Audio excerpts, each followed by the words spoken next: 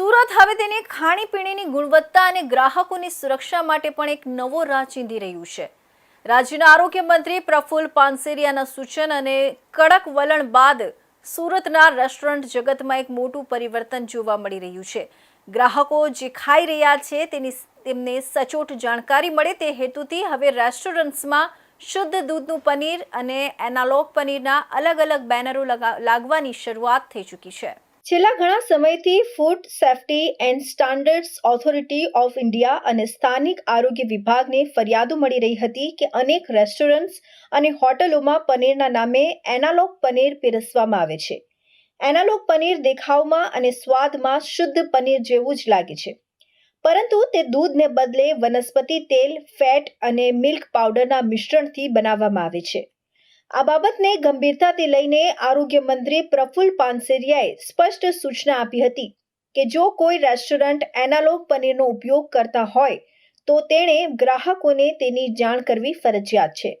આદેશના અમલીકરણની સૌથી પહેલી અસર સુરત રેલવે સ્ટેશન વિસ્તારમાં જોવા મળી છે।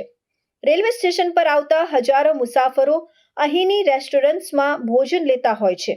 સ્ટેશન સ્થિત કેટલીક અગ્રણી રેસ્ટોરન્ટ્સ દ્વારા ગેટ પર અને મેનુ કાર્ડની બાજુમાં મોટા અક્ષરે બેનરો લગાવવામાં આવ્યા છે, જેમાં સ્પષ્ટ લખવામાં આવ્યું છે કે અમારે ત્યાં શુદ્ધ દૂધના પનીરનો ઉપયોગ કરવામાં આવે છે અથવા અમારે ત્યાં એનાલોગ પનીરનો ઉપયોગ કરવામાં આવે છે।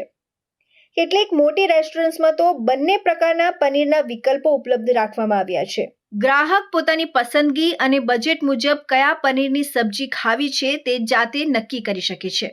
आज हेल्थ डिपार्टमेंट से हमको इंस्ट्रक्शन जैसा मिला कि 2 प्रकार के पनीर है, जिसमें एक शुद्ध दूध का पनीर बनता है और दूसरा एक तेल से बनता है, उसको एनालॉग पनीर का नाम दिया गया है।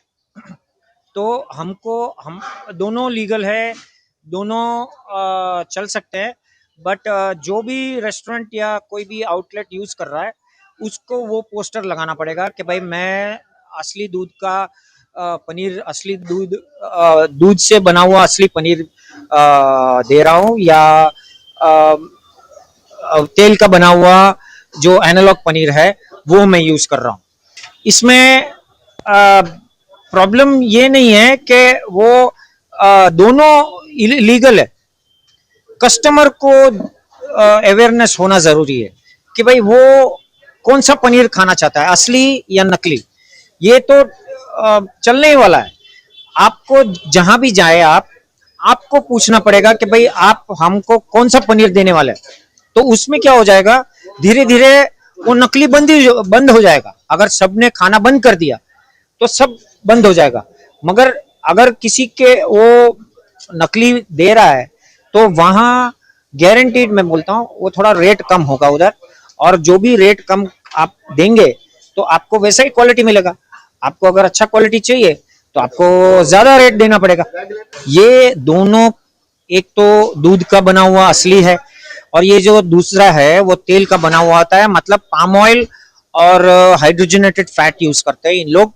तो लंबे टाइम में आपको हार्ट का प्रॉब्लम और आर्टरीज ब्लॉकेज वगैरह सब होने का शक्य अवश्य होगा। હું ઘણા વખતથી અહીં આવું છું, જ્યારે પણ સુરત આવું છું ત્યારે અમારો બ્રેકફાસ્ટ લંચ અહીંયા જ હોય છે, અને આ બહુ મ્યુનિસિપલ કોર્પોરેશન જે પણ કરેલું છે એ બહુ સારું કરેલું છે, જેથી કરીને લોકોને, કસ્ટમરને ખબર પડે કે અહીંયા સાચી વસ્તુ વપરાય છે અને એ લોકો માટે બહુ જરૂરી છે।